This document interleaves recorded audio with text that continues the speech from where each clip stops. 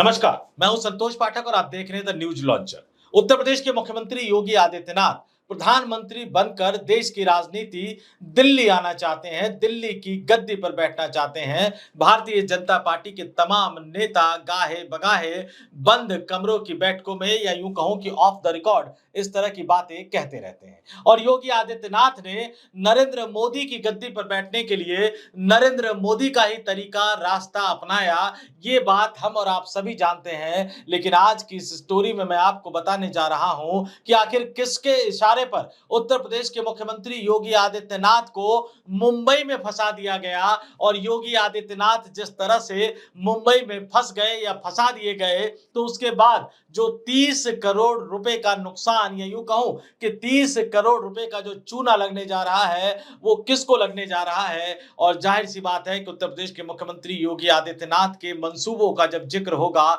तो उसमें भारतीय जनता पार्टी के तमाम नेता आएंगे, लेकिन उत्तर प्रदेश के पूर्व मुख्यमंत्री समाजवादी पार्टी के मुखिया अखिलेश यादव का नाम भी आएगा। जैसे ही योगी मुंबई में फंस गए, अखिलेश यादव चुटकी लेते हुए नजर आए। इन तमाम चीजों को एक एक करके मैं इस स्टोरी में आपके सामने रखूंगा। योगी आदित्यनाथ की मंशा, योगी आदित्यनाथ की इच्छा, योगी आदित्यनाथ की टीम किस तरह से उन्हें बड़ा नेता बनाने की कोशिश में लगातार जुटी हुई है। महाराष्ट्र में विधानसभा चुनाव हुआ, उस विधानसभा चुनाव में भारतीय जनता पार्टी ने दावा किया, ऐतिहासिक बहुमत मिला, सीटों के आधार पर इसको माना जा सकता है। तो टीम योगी आदित्यनाथ ने प्रचारित और प्रसारित करना शुरू कर दिया कि उस जीत में योगी आदित्यनाथ की जनसभाओं की कितनी भूमिका है। ठीक इसी तरह से जैसे नरेंद्र मोदी साहब 2013 से पहले देश भर में जहां-जहां जाते थे, मोदी मोदी के नारे लगाने के लिए लोग पहुंच जाया करते थे। एक इकोसिस्टम खड़ा कर दिया गया था। बाद में नरेंद्र मोदी साहब ने अपने जीवन पर आधारित अपनी बायोपिक फिल्म भी बनाई। अब वो फिल्म कितनी चली कितनी नहीं चली, पीएम नरेंद्र मोदी के नाम से वो बायोपिक फिल्म बनी थी, लेकिन उन्हीं रास्ते पर चलते हुए योगी आदित्यनाथ के जीवन पर भी एक बायोपिक फिल्म बनाई जा रही है। और योगी आदित्यनाथ के जीवन पर बने उस फिल्म में ये दावा किया जा रहा है कि योगी आदित्यनाथ कैसे संत बने, संत से लेकर मुख्यमंत्री तक का सफर कैसे तय किया, उससे जुड़े कुछ अनछुए पहलुओं को उस फिल्म में दिखाया गया है। यानी योगी आदित्यनाथ की छवि लार्जर देन लाइफ की बनाने की कोशिश की गई है, ठीक उसी तर्ज पर जिस तर्ज पर नरेंद्र मोदी की छवि बनाने की कोशिश पिछले कुछ वर्षों से लगातार की जा रही है। और नरेंद्र मोदी लगातार तीसरी बार देश के प्रधानमंत्री हैं, लेकिन भारतीय जनता पार्टी के अंदर जो चल रहा है, क्या उसने कोई बड़ा खेला कर दिया?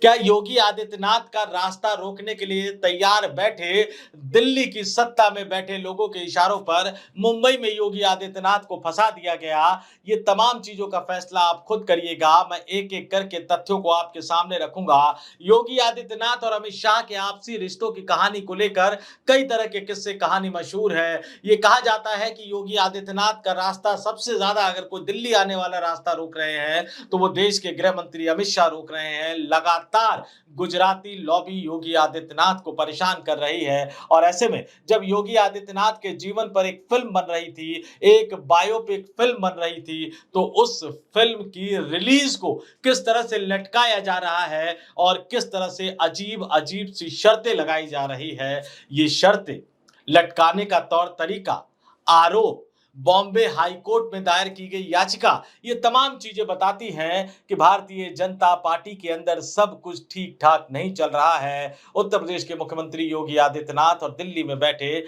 भारतीय जनता पार्टी के आला नेताओं के बीच ऑल इज नॉट वेल। और यह पूरा मामला कैसे दिलचस्प बनता नजर आ रहा है कि सीएम योगी आदित्यनाथ के जीवन पर जो फिल्म बन रही है, बायोपिक फिल्म बन रही है, इसका नाम Ajay the untold story of a yogi है। जाहिर सी बात है, एक छवि बनाने की कवायद है। और फिल्म के जो निर्माता है वो 1 अगस्त 2025 को इसको रिलीज करना चाहते थे। और इससे जुड़ी तमाम औपचारिकताएं, तमाम आवेदन वो दायर कर चुके थे। किसके सामने? उन्होंने दायर किया था CBFC। आपको बता दूं कि फिल्म जो भी फिल्म रिलीज होती है, रिलीज होने से पहले सीबीएफसी यानी central board of film certification, जो केंद्र सरकार का एक विंग है, सूचना एवं प्रसारण मंत्रालय के अंदर आता है, उससे सर्टिफिकेट लेना पड़ता है। और सीबीएफसी जब तक किसी भी फिल्म को सर्टिफिकेट ना दे दे, वो फिल्म इस देश के सिनेमा हॉलों में रिलीज नहीं हो सकती है। तो सीबीएफसी ने एक अजीब सी शर्त लगा दी है। वो शर्त जब आप सुनेंगे तो आपको ये पता लगेगा कि कहीं ना कहीं कुछ ना कुछ तो खेल है। क्या सीबीएफसी ने अपने स्तर पर ये शर्त लगाने का फैसला किया? और शर्त क्या लगा दिया गया? शर्त ये लगा दिया गया कि सीबीएफसी ने कहा, फिल्म के निर्माताओं से कहा, जो प्रोडक्शन हाउस है जो ये फिल्म बना रही है उनसे कहा कि उत्तर प्रदेश के मुख्यमंत्री कार्यालय यानी योगी आदित्यनाथ के कार्यालय से एक एनओसी लेकर आ जाए, एक अनापत्ति प्रमाण पत्र लेकर आ जाए कि उन्हें इस फिल्म के रिलीज होने पर कोई ऐतराज नहीं है। अब मैं आपको याद दिला दूं कि पीएम नरेंद्र मोदी के जीवन पर जब उन पर बायोपिक फिल्म बनी थी पीएम नरेंद्र मोदी के नाम से, तो क्या आपने ये खबर पढ़ी थी कि सीबीएफसी ने एनओसी मांगी है? हाल ही में कंगना रनौत, जो कि भारतीय जनता पार्टी की सांसद है, इंदिरा गांधी इमरजेंसी के दौर की याद दिलाते हुए एक फिल्म उन्होंने बनाई और उसको रिलीज किया। हालांकि उसमें भी कई तरह की दिक्कतें खड़ी हो गई थी, लेकिन वो दिक्कतें चुनाव से जुड़ी थी, तो उसको रिलीज किया। क्या उसमें एनओसी मांगी गई?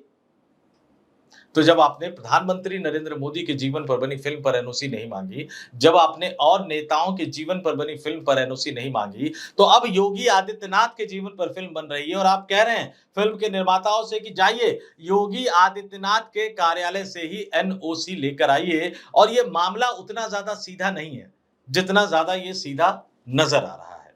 योगी आदित्यनाथ पर फिल्म बन रही है, प्रोडक्शन हाउस फिल्म बना रही है, उसके पीछे कौन है इसको लेकर कई तरह के किंतु परंतु उठते रहते हैं। लेकिन हम आधिकारिक रूप से ये मानकर चल रहे हैं कि एक प्रोडक्शन हाउस ये फिल्म बना रही है। योगी आदित्यनाथ के जीवन पर एक किताब लिखी गई थी, उस किताब के आधार पर ये फिल्म एक प्रोडक्शन हाउस बना रही है। फिल्म की रिलीज की डेट भी उन्होंने तय कर दी थी कि वो 1 अगस्त 2025 को इस फिल्म को रिलीज करना चाहते थे। जाहिर सी बात है कि फिल्म में अच्छी अच्छी चीजें दिखाई गई होंगी। अब कहा तो यहां तक जा रहा है कि संत जन्म नहीं लेते, संत प्रकट होते हैं। कई तरह की बातें इसमें कही गई है, योगी आदित्यनाथ की छवि बनाने की कोशिश की गई है। लेकिन अगर योगी आदित्यनाथ का कार्यालय एनओसी दे देता है, यानी फिल्म जो प्रोडक्शन हाउस है, जो निर्माता निर्देशक है, वो एनओसी लेने के लिए पहुंच जाते हैं, तो फिर एक पब्लिक परसेप्शन क्या बनेगा? ये कहा जाएगा, विपक्षी राजनीतिक दल तो कहेंगे कहेंगे कि खुद योगी आदित्यनाथ यानी बाबा योगी आदित्यनाथ, महंत योगी आदित्यनाथ अपनी एक छवि गढ़ने के लिए, अपनी एक छवि बनाने के लिए अपने जीवन पर बायोपिक फिल्म बना रहे हैं। क्यों? संत से मुख्यमंत्री तक का सफर वो तय कर चुके हैं, अब उन्हें मुख्यमंत्री से प्रधानमंत्री तक का सफर करना है। और इसलिए जाहिर सी बात है कि ऐसे माहौल में योगी आदित्यनाथ का कार्यालय नहीं, उत्तर प्रदेश के चीफ मिनिस्टर का ऑफिस जो है वो एनओसी दे नहीं सकता है। फिल्म की प्रोडक्शन हाउस भी इस बात को अच्छी तरह से समझती है, फिल्म के निर्माता निर्देशक भी इस बात को बखूबी समझते हैं कि अगर वो एनओसी मांगने के लिए उत्तर प्रदेश के मुख्यमंत्री कार्यालय पहुंच गए और अगर वहां से अनुमति दे दी गई तो पब्लिक परसेप्शन योगी आदित्यनाथ का खराब बन जाएगा, और अनुमति नहीं दी गई तो फिर फिल्म रिलीज ही नहीं हो पाएगी। पूरी की पूरी कवायद जो है वो धरी की धरी रह जाएगी। इसलिए प्रोडक्शन हाउस ने उत्तर प्रदेश के मुख्यमंत्री के कार्यालय जाने की बजाय बॉम्बे हाईकोर्ट का रुख करना ज्यादा उचित समझा, और बॉम्बे हाईकोर्ट में जाकर फिल्म के प्रोडक्शन हाउस ने यानी फिल्म के निर्माता कंपनी ने आरोप लगाया कि सीबीएफसी फिल्म, उसके टीजर, ट्रेलर और एक प्रमोशनल गाने के सर्टिफिकेशन आवेदनों को संसाधित करने में मनमाने, अनुचित और अस्पष्टीकृत देरी कर रहा है। निर्माताओं का सबसे बड़ा आरोप है कि सीबीएफसी ने उत्तर प्रदेश के मुख्यमंत्री कार्यालय से एनओसी की मांग की है। निर्माताओं ने साफ साफ ये कहा, नियमों का हवाला देते हुए कहा कि सिनेमेटोग्राफ अधिनियम या उसके तहत बनाए गए नियमों में ऐसी कोई आवश्यकता नहीं है। यानी सीधे तौर पर उन्होंने कहा कि central board of film certification जो एनओसी की मांग कर रहा है ये गलत है, ये त्रुटिपूर्ण है, ये निराधार है। इसलिए बॉम्बे हाईकोर्ट को इसको खारिज करते हुए सीबीएफसी को आदेश देना चाहिए। बॉम्बे हाईकोर्ट ने भी इस मसले को गंभीरता से लिया। सीबीएफसी को उनका वकील अपॉइंट करने का समय दिया गया और 17 जुलाई को इस मामले की सुनवाई होगी। यानी 17 जुलाई को बॉम्बे हाईकोर्ट ये तय करेगा कि सीबीएफसी योगी आदित्यनाथ के जीवन पर बनने वाले बायोपिक को लेकर जिस तरह की अजीब सी शर्तें रख रहा है, क्या वो शर्तें माने जाने लायक है या नहीं। और जरा इसके परसेप्शन का खेल, जो मैं बार बार इस शब्द का इस्तेमाल कर रहा हूं, वो भी आपके सामने रख देता हूं कि देश की राजनीति में नरेंद्र मोदी साहब ने यह रास्ता दिखाया कि आप खुद अपनी तारीफ करें तो शायद परसेप्शन उतना अच्छा नहीं बनेगा, कोई और आपकी तारीफ करे तो निश्चित तौर पर आपका कद जो है वो बढ़ता हुआ नजर आएगा, आपकी छवि बढ़ती हुई नजर आएगी। अब एक फिल्म से कितना राजनीतिक फायदा होगा, कितना नहीं होगा, ये तो आप खुद समझदार है, आप खुद समझ सकते हैं। लेकिन अगर पब्लिक में ये संदेश चला जाए कि जो फिल्म बन रही है, जो अभियान चल रहा है, जो अभियान चलाया जा रहा है, उसके पीछे टीम योगी आदित्यनाथ ही है, तो फिर उसका उतना ज्यादा राजनीतिक फायदा नहीं होगा। और इसलिए मुंबई में सीबीएफसी ने एक बड़ा पेच फंसा दिया है, और ये पेच जिस तरह से फंस गया है वो कहीं ना कहीं दिल्ली दरबार की तरफ इशारा कर रहा है। और जब इशारा दिल्ली दरबार की तरफ है तो अखिलेश यादव जो लगातार चुटकी लेते हुए नजर आते हैं, लोकसभा में खड़े होकर उत्तर प्रदेश में लोकसभा चुनाव के दौरान भारतीय जनता पार्टी की हुई हार पर तंज कसते उन्होंने यहां तक कह दिया था कि दिल्ली वालों की दिक्कत यह है कि उत्तर प्रदेश में जिनकी वजह से ये हारे उनको वो हटा तक नहीं पा रहे। जाहिर सी बात है कि उनका जिक्र उत्तर प्रदेश के मुख्यमंत्री योगी आदित्यनाथ की तरफ था, उनका इशारा। और उन अखिलेश यादव ने चुटकी लेते हुए योगी आदित्यनाथ के इस पूरे प्रसंग पर चुटकी लेते हुए क्या लिखा सोशल मीडिया पर, एक्स पर, मैं आपके सामने दिखा रहा हूं, आपकी स्क्रीन पर दिखा रहा हूं। अब जब खुद फंसे तो समझ में आया लाल फीताशाही का मतलब दिल्ली लखनऊ की लड़ाई में मुंबई भी आ गया। ये सब किसके इशारे पर हो रहा है? जाहिर सी बात है कि अखिलेश यादव एक बड़ा सवाल खड़ा कर रहे हैं, और यही सवाल टीम योगी आदित्यनाथ के मन में भी चल रहा होगा, उत्तर प्रदेश के मुख्यमंत्री योगी आदित्यनाथ के मन में भी चल रहा होगा कि आखिर उनके साथ ही इस तरह की शर्त क्यों थोप दी गई, उनके जीवन पर बनने वाली फिल्म के साथ ही इस तरह की शर्त क्यों थोप दी गई। और यहीं पर वो कहानी निकलकर सामने आती है कि किस तरह से राष्ट्रीय स्वयंसेवक संघ और भारतीय जनता पार्टी के बीच में तलवार खिंची हुई है। भारतीय जनता पार्टी के राष्ट्रीय अध्यक्ष पद को लेकर, नरेंद्र मोदी के 75 वर्ष की आयु पूरी हो जाने पर रिटायरमेंट को लेकर, और किस तरह से उत्तर प्रदेश के मुख्यमंत्री योगी आदित्यनाथ और उनके करीबी लोग उनको अगले प्रधानमंत्री का स्वाभाविक दावेदार मानते हैं। लेकिन नरेंद्र मोदी के करीबी नेता, जो आज की तारीख में भारतीय जनता पार्टी के संगठन को भी चला रहे हैं, जो आज की तारीख में केंद्र की मोदी सरकार को भी चला रहे हैं, ऐसा कहा जाता है भारतीय जनता पार्टी के नेता उन्हें अपना चाणक्य मानते हैं। अमित शाह के बारे में कहा जाता है कि वो ये मानते हैं कि कोई भी नरेंद्र मोदी का उत्तराधिकारी बन जाए, लेकिन योगी आदित्यनाथ उन्हें नरेंद्र मोदी के उत्तराधिकारी के तौर पर भारतीय जनता पार्टी की तरफ से एनडीए गठबंधन के नेता के तौर पर देश का अगला प्रधानमंत्री बने, ये मंजूर नहीं है। तो इन तमाम तारों को अगर आप जोड़ेंगे, दिल्ली दरबार और योगी आदित्यनाथ के बीच जो तलवार खिंची हुई है, जो रस्साकसी चल रही है, जो घमासान मचा हुआ है, और उस बीच मुंबई से इस तरह की खबर निकलकर सामने आना अपने आप में कई तरह की कहानियों को बयां करता हुआ नजर आता है। जाते जाते एक और किस्सा मैं आपको बता देता हूं। अपनी स्टोरी में मैं कोशिश करता हूं कि राजनीति से जुड़ा एक ऐसा अनसुना किस्सा मैं आपको बताऊं जिसे सुनकर आपको लगे कि वाकई क्या इस देश की राजनीति में ऐसा भी होता है। ये किस्सा गुजरात के विधानसभा चुनाव के समय का है।